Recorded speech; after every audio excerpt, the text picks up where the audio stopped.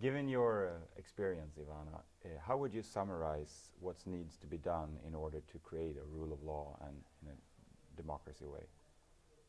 Well, I think the procedure of transition period of judiciary and rule of law reform in any country has some similar points. We can really compare with other countries. So despite of differences in culture and legal background and traditions, there are many things in common.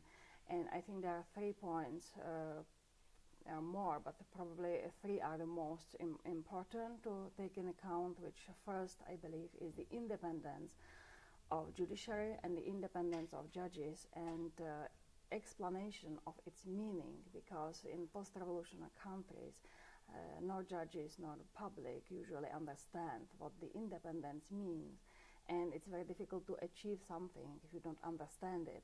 So I think independence of the system, of judiciary, independence of judges, which is personal. How do you create that kind of understanding? How does that come around? I think it belongs to the public trust to judiciary, which is very low or no public trust to judiciary. So one way maybe to explain to public, but also to judges, what does it mean? Sharing examples from other countries who have the same or very similar experience, and to establish some rules for behavior of judges, some rules, transparent rules for disciplinary procedure, transparent rules for selection of judges, career plans, and everything, and also some accountability to the people. And trust takes time as well. Definitely, and the problem is that in such countries there is usually no tradition for public trust to judiciary. So it takes time, and the media play a very important role in the beginning, usually not a positive role. So I think what is important for judiciary to establish good connections with media, which is also not easy sometimes. So what works in many countries is to have a spokesperson at the court who is specially trained how to deal with media and can explain judicial work and involve some judges in very independent way to educate public what judicial work means. Because media relations is just a part of public relations, isn't it? Yes, exactly.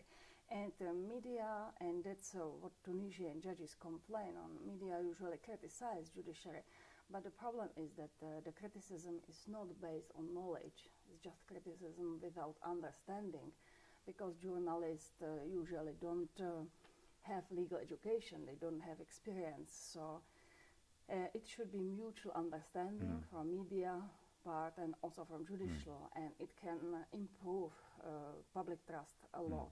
So independence and the understanding of independence and trust. What else?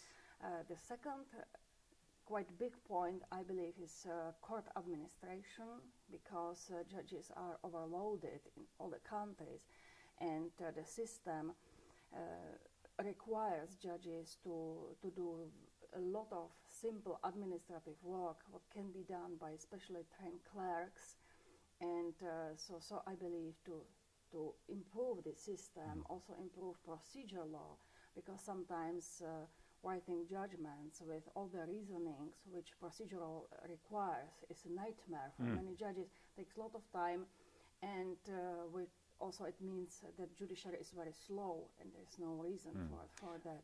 Is that a kind of management issue, basically? It's kind of management issue, but also some legislative amendment.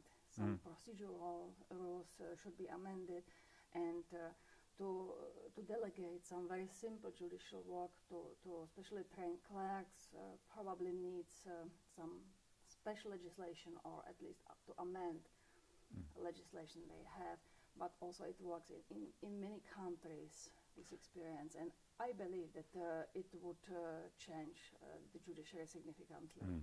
So independence, court efficiency, and then thirdly?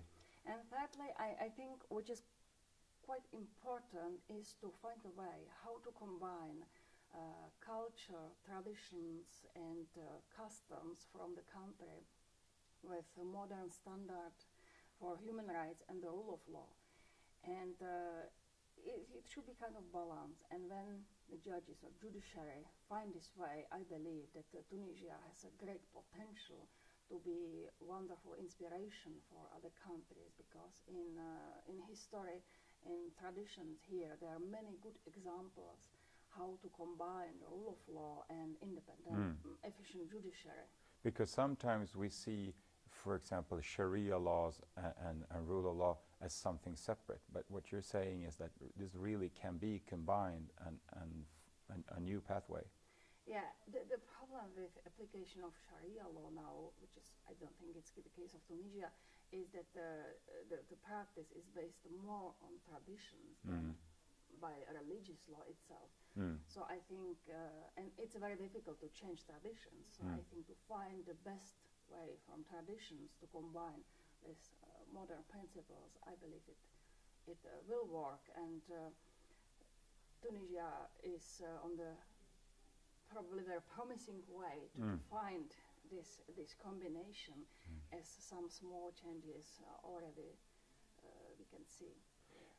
This is fascinating. In your 3 points, you're sort of circled in understanding, building of trust, and changing traditions.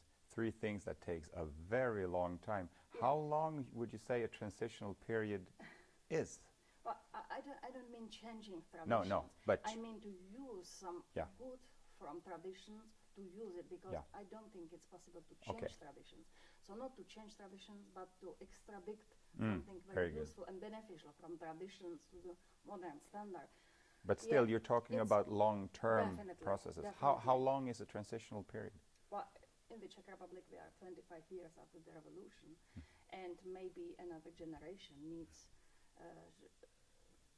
to work on that. So probably it's for another generation. But I think some significant changes, especially in judiciary and the rule of law, could be seen in years. But you cannot count days or months. But it's really continuous work.